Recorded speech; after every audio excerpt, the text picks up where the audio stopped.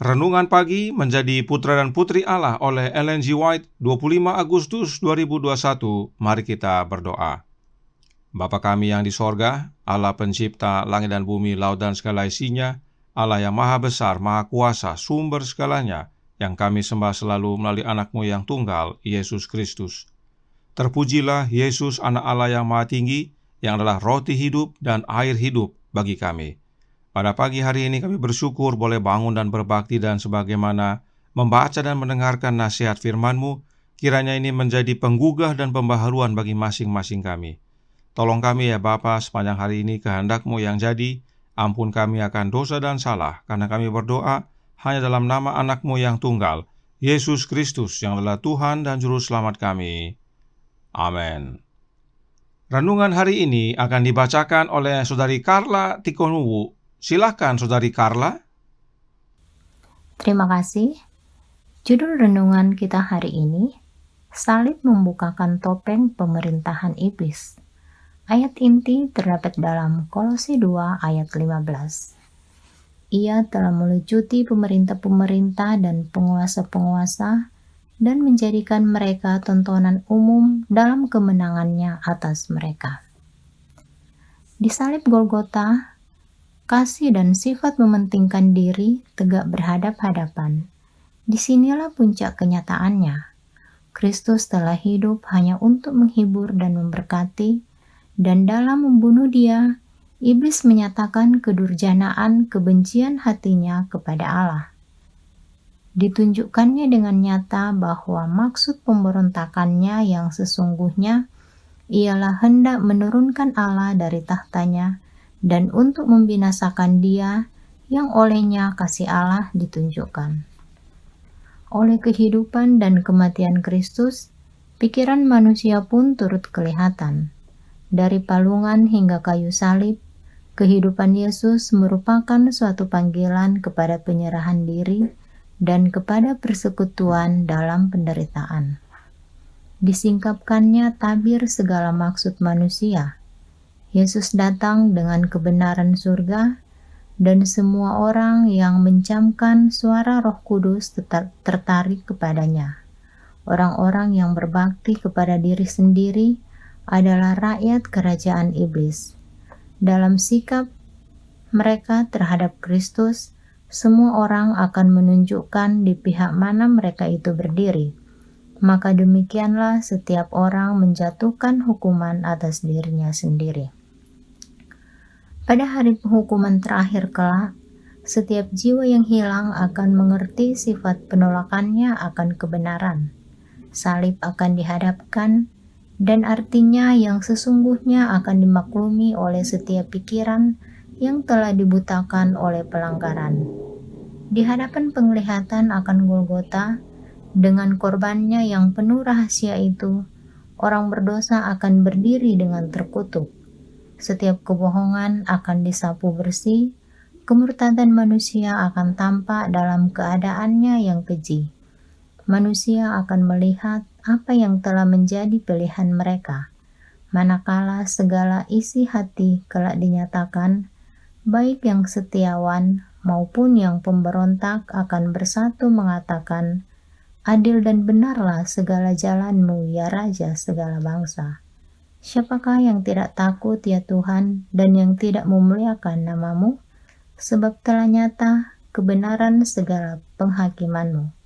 Meskipun bumi terpisah dari surga dan diasingkan dari persekutuannya, Yesus menghubungkannya lagi dengan ruang lingkup kemuliaan.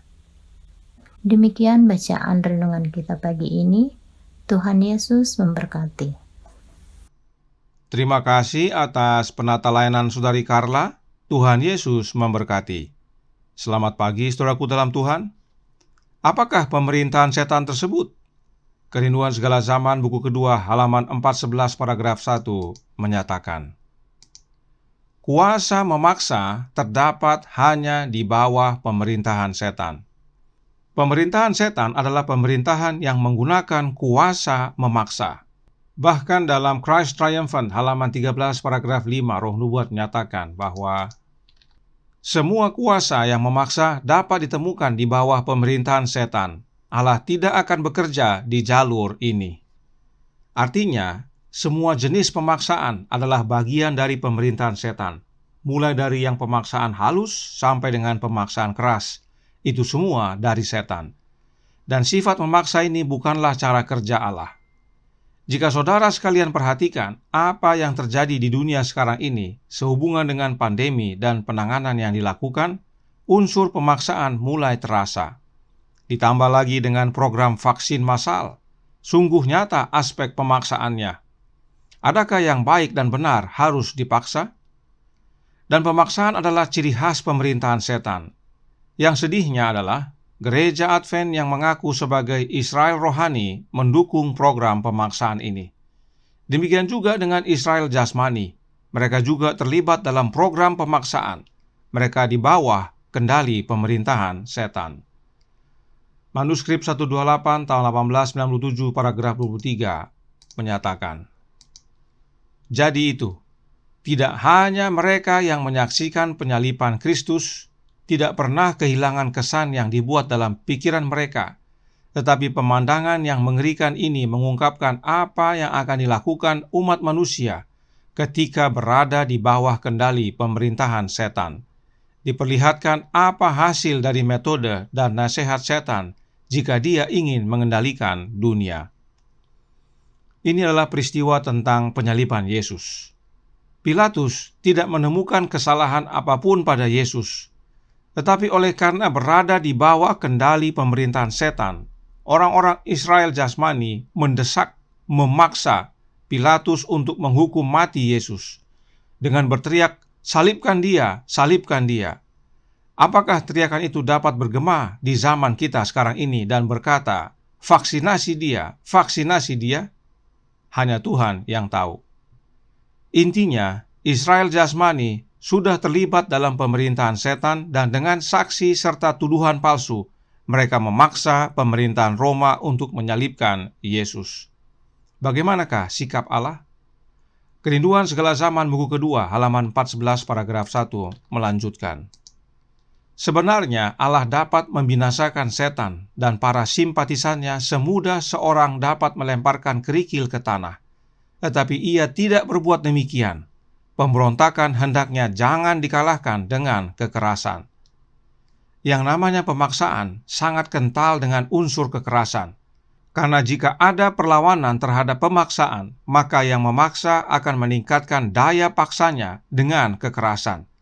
Tetapi tidak demikian dengan Allah. Allah yang Maha Kuasa dapat dengan mudah membinasakan setan.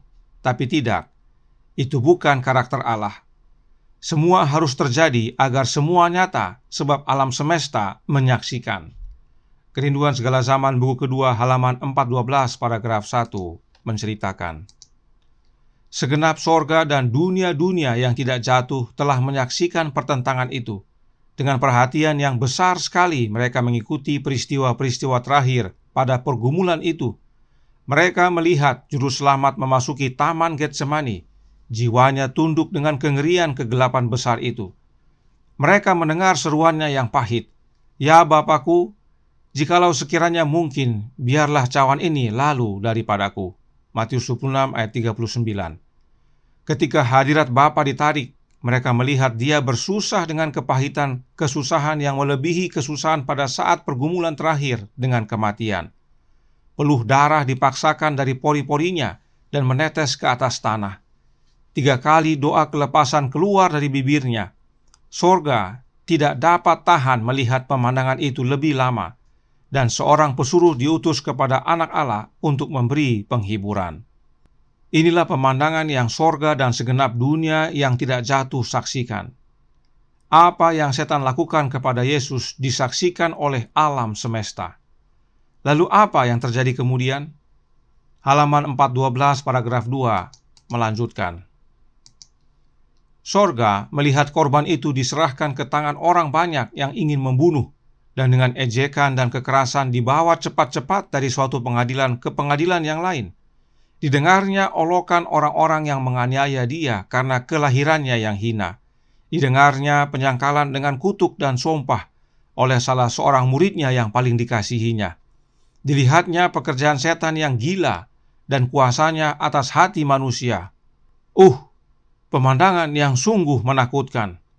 Juru selamat ditangkap pada tengah malam di Getsemani, diseret ke sana kemari dari istana ke ruang pengadilan, diadili 2 kali di hadapan imam-imam, 2 kali di hadapan Sanhedrin, 2 kali di hadapan Pilatus, dan sekali di hadapan Herodes.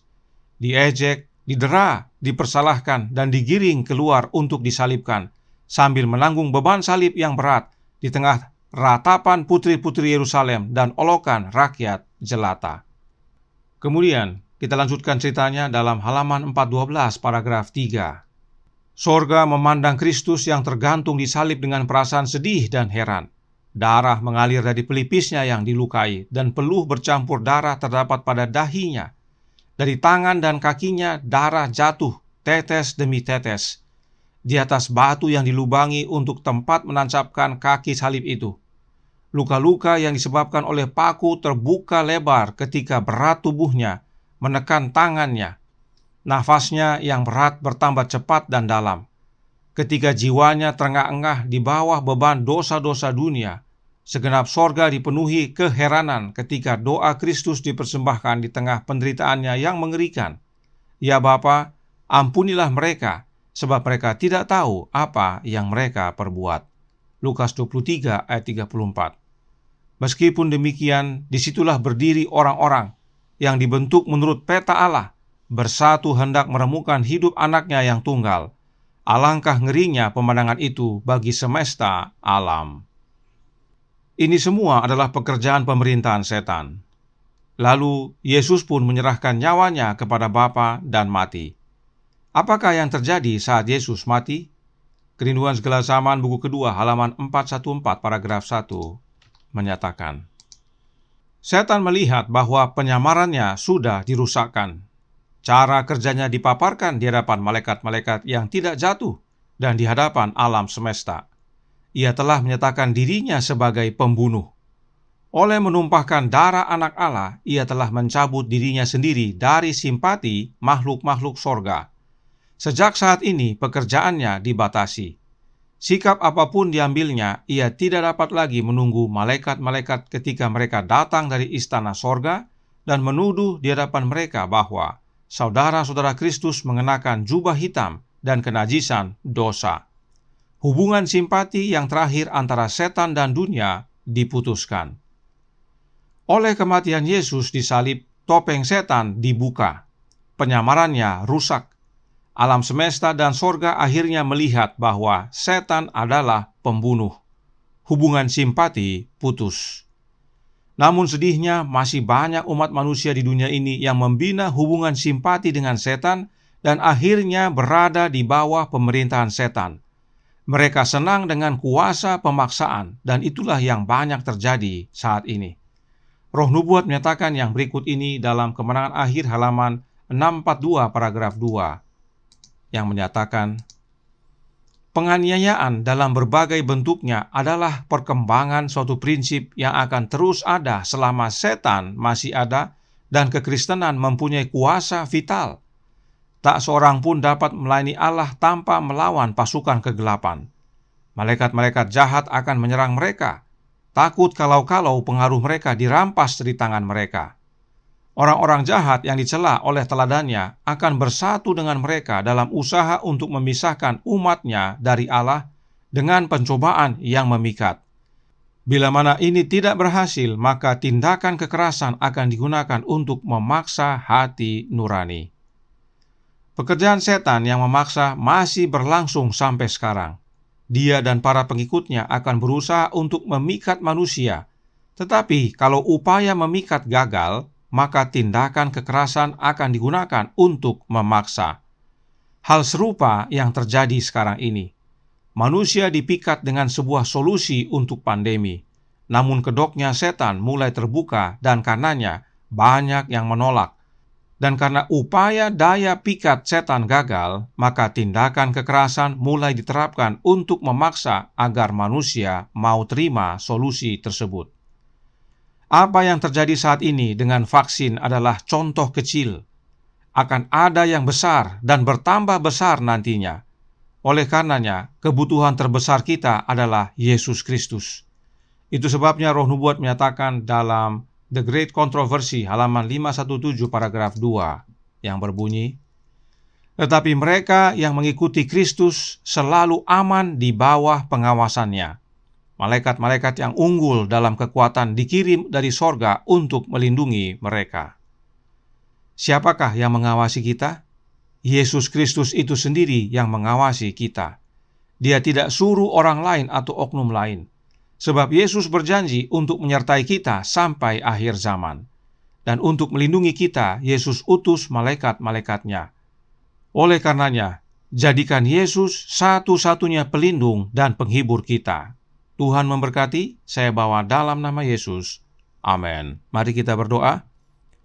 Bapa kami yang di sorga, Allah pencipta langit dan bumi, laut dan segala isinya, Allah yang maha besar, maha kuasa, sumber segalanya, yang kami sembah selalu melalui anak-Mu yang tunggal, Yesus Kristus. Terima kasih atas pekabaran pagi hari ini, yang membuka topeng setan, sehingga nyata bagi kami apa yang terjadi, sejak dahulu sampai sekarang. Dan biarlah kami bersandar dan berlindung hanya pada Yesus saja, sebab Dia telah mengalahkan setan. Setan tahu dia akan mati. Oleh karenanya, curahkan roh anak-Mu ya Bapa ke dalam hati ini, agar kami tidak hanya dituntun, tapi boleh dapatkan kekuatan dan penghiburan di tengah masa yang sedang bergejolak ini. Beserta kami sepanjang hari ini, kehendak-Mu yang jadi. Ampun kami akan dosa dan salah, karena kami berdoa hanya dalam nama anak Allah yang tunggal, Yesus Kristus, yang adalah Tuhan dan Juru Selamat kami. Amin.